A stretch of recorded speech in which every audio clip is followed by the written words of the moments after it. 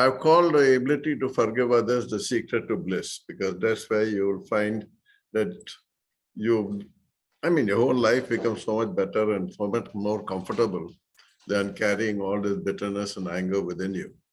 And to a large extent, it is coming more from my experience than from any theoretical knowledge I may have on the subject. So what does unforgiveness basically do to you? All studies show that unforgiveness or the inability to forgive adversely affects your health. Things like blood pressure and your immunity levels going down and getting ulcers and all kinds of things they say are related to stress caused by bitterness and unforgiveness within a person's life. So a refusal to forgive leads to an early death, that's what they say. And basically that's why I put this picture up here to show that not forgiving is like drinking alcohol or smoking or taking drugs and doing things which destroys you. But I know a lot of people who are not forgiven and are still managed to live fairly long lives. So it's not just a question of life. It's a question more of happiness and enjoying your life. So when you don't forgive people and you carry bitterness within you, you're making yourself extremely unhappy and you're carrying the unhappiness through life, which is something which you don't really need to do. And because of this unhappiness, there's a tendency to run out of false bliss, as I call it. The false bliss of alcohol, the false bliss of drugs, the false bliss of excitement or activity or doing all kinds of crazy things just to kind of get out of that unhappiness which you personally feel. And you develop what I call a victim mentality, that I'm a victim, that people have taken advantage of me, instead of what I call a learning mentality. See, we need to have a mentality where we learn from every situation and move on, not a victim mentality where we get stuck in that situation and we keep feeling as if we have been taken advantage of. So now, basically, this is your world, it's your life, and you need to change it. So there's no point blaming others. So the problem is peculiar. Isn't it crazy that someone does something wrong and I kill myself? I said, he did something wrong or she did something wrong. Why am I harming myself? But that's what we do when we do not forgive or we carry that kind of anger within us. Somebody else is doing something wrong and we are killing ourselves. Even crazier, someone does nothing wrong, but I get angry. So what happens? You're trying to come first in class and you're working very hard at it. And one person just pips you or beats you by 1 mark. And because of that 1 mark, you are not first. And you find that you get extremely angry at that person. That poor guy never did anything to you. The poor guy never tried to do any harm to you. He was just doing what he's supposed to do, which is study. But we get angry. And this anger is harming us, spoiling our own lives. We don't have any happiness. And it's something which is entirely within my control, but which is there within me. So the question I ask is, why not forgive and forget and live? It's entirely within my control. And the moment I can forgive and forget and live, my whole life becomes so much more peaceful, so much more enjoyable, and so much more fun. So that is something which I feel that is something which is very, very important for all of us to learn. So the problem is essentially me. There's no point blaming the other person. The problem is me, and I need to deal with me because I am the problem. Because I am the one who's carrying all this, which I can easily get rid of by just dumping it into the dustbin. And that's something which I need to do. But the whole issue is actually linked to poor self-esteem. And I will deal that in the end when I come to the end of the presentation, because that is really where the whole issue lies. And you need to deal with that self-esteem issue. So why do we get angry?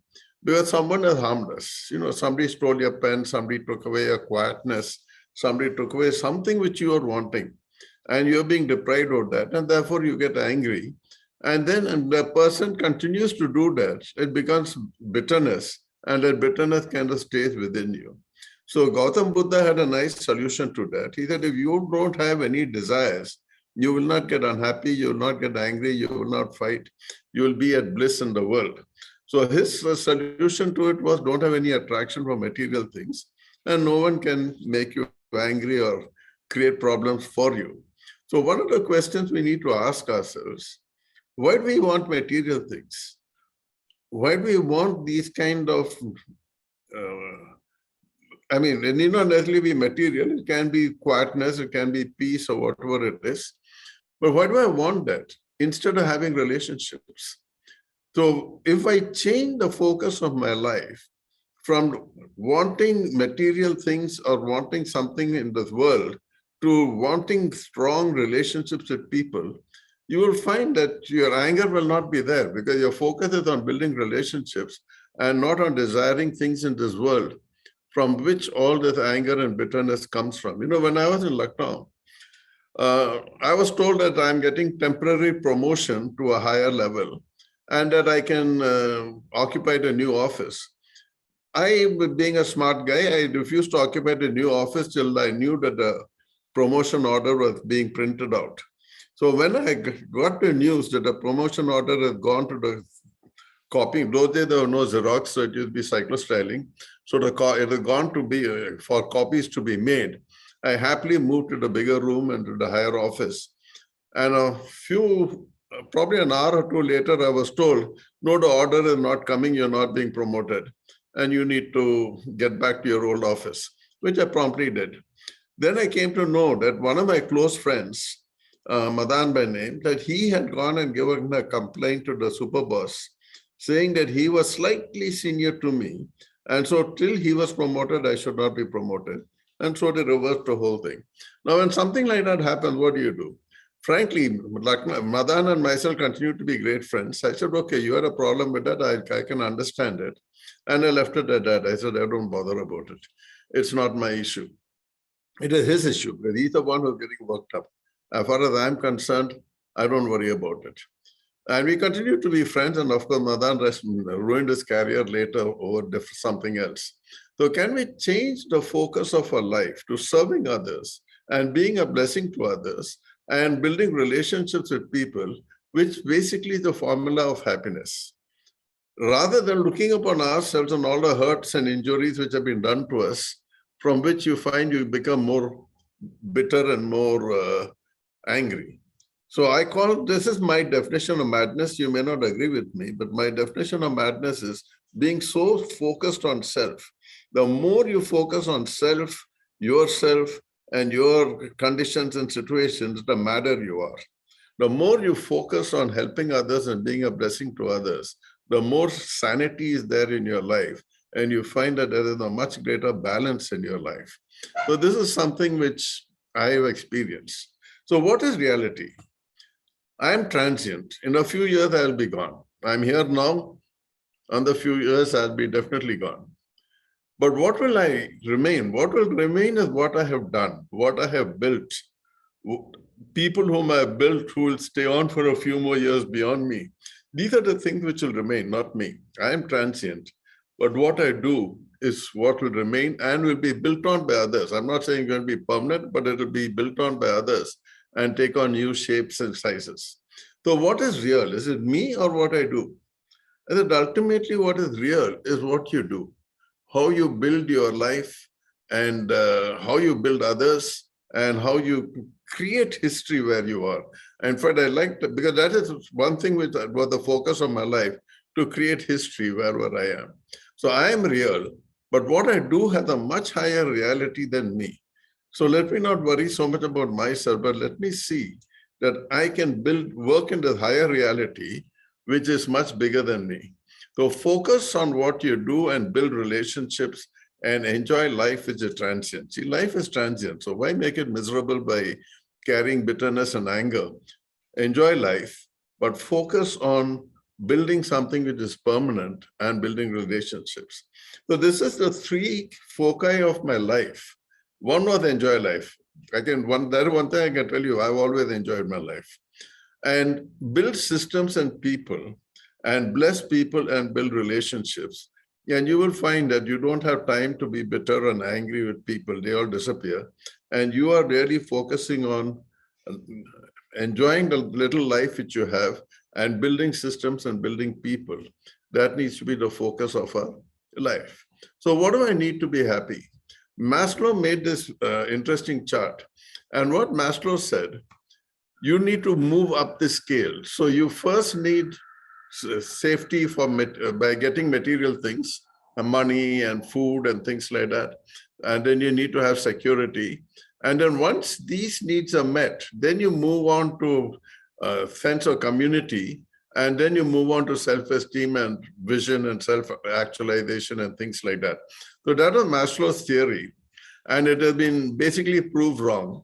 So there was a guy called Herzberg. So what Herzberg said, either this theory is wrong, but if you go with Maslow's theory, you are going to be stuck running after the worldly things and material things. Then you're not going to be able to go about that till these things are met. And these things don't necessarily get met. But what Herzberg said, these things only satisfy you. They don't motivate you. They don't make your life into what it should be. What makes your life into what it should be is a sense of belonging, relationships, strong relationships with people, having very good self-esteem, and having a kind of a self-actualization means, I'm not talking about a grand vision, but having a purpose in your life so that you know what you're doing and where you're going. And either these are the things which build for happiness. But unfortunately, most people get stuck here exactly like what Maslow said. And they are continuously trying to find more and more material things to finally reach a level of satisfaction which never comes. And in fact, what happens, you have the midlife crisis with never-ending demands. And you suddenly realize that you are going to die and you're not really achieved anything in life, except accumulating and amassing certain amount of wealth. So we need to be moving into the higher levels where we don't worry about so much about ourselves, but we build relationships. We have a strong self-esteem and self-reliance, and we have a very clear purpose for our life as to what we are doing. So the emotional contentment is basically the relationship that you have with people, love for God, love for man, and focus on others. I mean, rather than ourselves, that is all badly worded. It is focus not on self so much as being focused on others and building relationships with others. So you find that that is what really leads to happiness and joy in your life.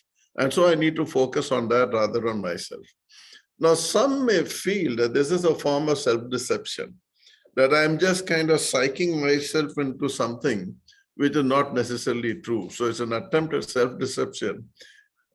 But if you ask me, if you have truly not given up your dependence on worldly things like money and material things and other things, then it can become an attempt at self-deception.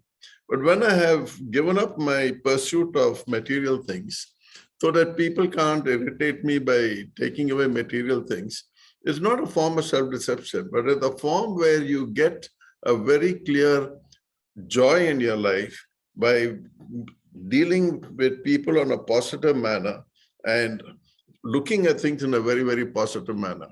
So it's a choice you're making to focus on the positive and to learn from the negatives. So it's important that we learn, that we don't keep making the same mistake over again. But I learn from the negative and forget about it. I don't continue worrying about that or what happened in the past. We focus on the positive and we build our lives on the positive. By this, you're becoming self-reliant. That means my happiness and my frame of mind does not depend on others. It depends on me. And I'm becoming in control of myself and my emotions. And I have a certain amount of self-reliance within me. I'm no longer a victim. I'm a learner. So people may take advantage of me. I learn from that. But I don't see myself as a victim. As I said, I'm not a victim. I am a person who's in control of myself and control of my destiny. So I don't worry about what people do. There is a danger in this. That, see, because early in my life, my approach to life was, I don't care what people do. I am in control of myself and I am going to be happy and I'm going to enjoy life. But that can lead to isolation. It is only when you make a commitment to build relationships with people that you don't get isolated. You continue to remain in society, even though you're not perturbed by what others do, either to you or to others. So whom do you trust? Do you trust material things or do you trust yourself? Are you trusting your job for satisfaction and happiness in your life, or are you trusting yourself? Are you trusting something external to you or internal to you?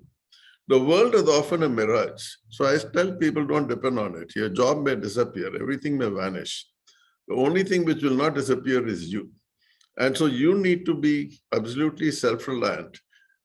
Depending upon the world leads to dependency. Depending on yourself leads to freedom. And I think that is one of the very essential things that we need to learn, that we are in control of our frame of mind. We are in control of what happens to us. And I'm not a victim of others. And so I'm going to lead my life accordingly by learning from every situation and forgetting the bad things which happen and building on the positives. So develop yourself so that you can provide for yourself, irrespective of what the world throws at you. You need to be able to develop your mind. You may be able to develop your skills. You should be able to develop your abilities, everything to that extent where you can look after yourself and provide for yourself, irrespective of what the world throws at you. If you go to the Christian Medical College in Vellore, they have what they call a rehab unit. And you go there, there are people who are paralyzed. I mean, young people who are paralyzed. There are people who have had amputations and all kinds of things. And so their mind will feel as if the world has thrown a very bad situation at them. So into the rehab unit, they work on changing the mindset of the person first. It's not just a question of giving them equipment like false legs or giving them a wheelchair or things like that. But you have to work on the mindset to enable them to get out of the feeling of being a victim of fate to being a person who is in charge of their life, and they can continue to run their life in spite of the disaster which has happened. So that is the kind of thing which we need to do to ourselves, that we don't get caught in this victim mentality, but we say that no, we are in control of our destiny. We will take it and move on to the best of our ability. There is a book by Strength Finders 2.0 by Don Rath, which enables you to try and understand yourself better so that you can build on your strengths and not worry about your weaknesses and whatever failure there may be in your life, but you can build on your strengths. So you need to know your talents and you need to develop them to the best of your ability. And you need to take control of your life and lead your life. And don't let fate control your life and don't let others control your life. But you need to be able to control your life so that then what others do to you, you don't worry about. You can forget them, you can forgive them, and you don't have a problem with that. Then you'll tell me, but what? See, brother, I'm not worried about material things. But you know, he said such horrible stories about me, or he said bad things about me. So somebody comes and tells me, you know, that guy was spreading stories about me. My reaction is, so what? Let him spread any amount of stories he wants about me. That is his problem. If that is his hobby, that's fine with me. But that's not my hobby. So I'm just going to ignore it and carry on. See, my point is, here is a person who's spreading lies about me or saying something about me, negative, may not be a lie, but something negative about me. And here am I. I am here as a person who is helping people, being a blessing to people, and generally being a positive influence on everyone. Whose reputation do you think is going to be higher, mine or that other person's? So if my reputation is higher than that other person's, whatever that person may tell others, people will listen to me, not to him or her. Because people trust me, they don't trust him or her. She's a storyteller or he's a storyteller, nobody trusts him. They may enjoy the gossip, but ultimately they trust you and they know you. So why worry about what people are saying about you? That's their problem. And if others are listening to the stories that they are being carried about you by someone else, then you seriously have a credibility problem anyway.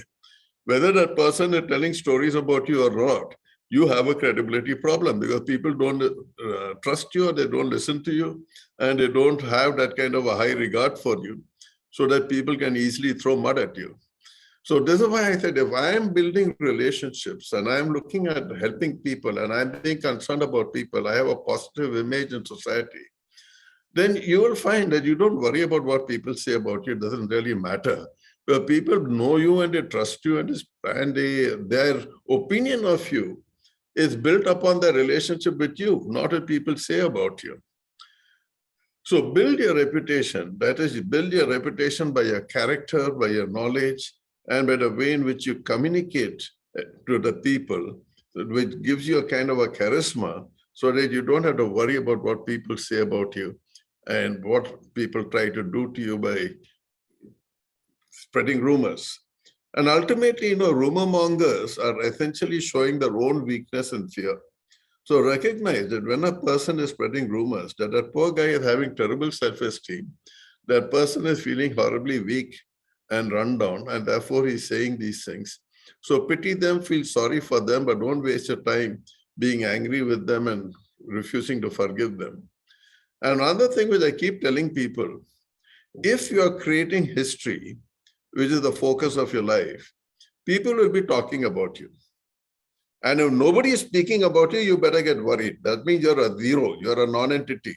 You're not having any impact in the place where you are. And you need to be having an impact on the place where you are. So you need to get worried if nobody's talking about you. And if people are talking about you, they'll say some good things, they'll say some bad things, that's fine. Don't worry about it too much. So the true wealth which we have is the relationships which we have. So as the Bible says, love your neighbor as yourself. I think build strong relationships with your neighbor. So I'm a loner, just like Andrew said, that basically I'm not a relationships kind of a person. But so what? When your character is trustworthy, people will trust you. When your motives is to help people, people will trust you. So you don't have to be a person who's a great conversationalist or a person who mixes freely or an overt personality. All that is not really required. What is required is that you are trustworthy to people. If you tell a person, I'll be there at 10, you are there at 10 o'clock, not at 10:15. So people learn that here is the person who can be absolutely trusted. And so your relationships with people will be strong. You may not be best friends with people, that's not the issue. The issue is the quality of relationship is that people trust you. And so once I am able to build that kind of a trust with people because of my reliability and because my motives are pure, my motives are to help people and not to help myself, then automatically you find that you have strong relationships. And when you know what you're talking about, one of the big problems in India is we talk when we don't know. So we need to speak when we know. When we don't know, learn to keep quiet. So that way we build a reputation that if he has said something, it is probably true because he normally speaks only when he knows that. So that is how you build trust with people. So focus on being a blessing wherever you are, whether it's at home, whether it's at office, whether it's in the club or on the playground. Try and be a blessing to people and see how you can have a positive outlook to life and positive outlook to people instead of immersing yourself into a victim complex and saying that you are being a victim. So how to forget self as my focus? One of the ways in which you forget self is to trust God. So I committed my life to God, so God will look after it, so I don't have to worry about myself. I can worry about helping people. So if God exists, he's in control. So I just serve him by blessing others wherever I am, which is the basic teaching of most religions, whether it is Christianity or anything else you'll find. It basically talks about doing good to people. But if you do not believe in God, I said, that's fine. Believe at least in yourself. So you need to believe in something. And I would suggest that if you don't believe in God, believe in yourself. Then build yourself, knowing that anger and unforgiveness does not build you, it destroys you. In fact, it's a well-known strategy that if you want to defeat someone, make that person angry. When the person gets angry, he doesn't think. He becomes, his mind goes kind of blank. And then you can always defeat him or take advantage of him. So there's absolutely no advantage or point in getting angry or not forgiving or carrying bitterness within you. So you need to build yourself means you need to get rid of all that and start seeing how you can build others. So you need to have good self-esteem. Having good self-esteem does not mean you think you're better than others. That is pride. So don't confuse pride with good self-esteem. Good self-esteem is basically you know yourself, you know what kind of a person you are, you know what are your strengths, you know what are your weaknesses, and you accept yourself. See, one of the big problems we have is we don't accept ourselves. So when we don't accept ourselves, we say, I wish I was like Shah Rukh Khan, or I wish I was like uh, Amir Khan, or somebody movie stars or something like that. So we are starting to have a picture of ourselves which is different from the reality. But I need to understand who I am, what I am, and accept myself. And when I accept myself, then what others do to me doesn't really affect me that much. So why do we feel inferior? And where does this whole problem of inferiority really come from? It basically comes from comparisons and competition. So right from our young age, people have been comparing us with others. And that has built up a huge sense of inferiority within us. And in our schools and colleges, we were open to competition and we were being crushed by the competition. And so we developed a negative self-image. So what has happened, if you look in India, in the Indian context, parents will tell you, you must come first in class. Now, you're not going to come first in class because there are 40 people in the class and the chances of you coming first are 1 in 40. But what happens to you? Your parents, who are the most important people in your life, have asked you to do one thing, which is come first in class, and you have not been able to do it. So that destroys you completely. And so you become totally crushed. And you think that you are some kind of a useless person. So we need to get rid of all that damage which has been done, we need to get rid of. And we need to recognize that we are unique individuals. Each of us is distinct and different from others. So instead of saying that that person is more good looking than me, I need to say that I am unique. And I have got special gifts and giftings that that person doesn't have. So let me focus on this and see how I can build this and make myself into a person who can look after himself and not depend on others. So I am responsible to develop myself to the best of my ability and not worry about others and not compare myself with others. That's totally unnecessary. In fact, when you look at team building, which we are not going to be dealing with today, we talk about the importance of not competing, because the moment you start competing, you can't build teams and you struggle at work. So I need to be comfortable with myself. So ask yourself, what are the things about yourself or myself that I'm uncomfortable with? Then ask why. Because you need to deal with that, because it's only when you get rid of the sense of discomfort with yourself. Like, for instance, if you say, no, I am uncomfortable with myself because I've got a bent nose, then ask, why are you worried about a bent nose? Or nobody will, the kind of people who won't become friends with you because you have bent nose are anyway not worth becoming friends with. So, you need to drill down and come to a point where you accept yourself. So once you are comfortable with yourself, you will not worry about what other people say to you or do to you. Your personality can be changed. Reality cannot. Of course, today a bent nose can be changed thanks to the doctors. But generally, reality cannot be changed, but your personality can be changed. So I need to take over my personality and make it into something which can handle these kind of situations. So have the greatest personality by being honest, by being kind, and by being loving. And you'll find that you don't have to worry about what people do to you or what people say about you. So do not worry about what others think of you. It's totally unnecessary. So now a big elephant in the room is, should I not confront these people who have harmed me? See, that means if I am not able to forgive someone, if I'm angry with someone, should I not confront that person? So that is what basically the Western media teaches, that we need to confront the person.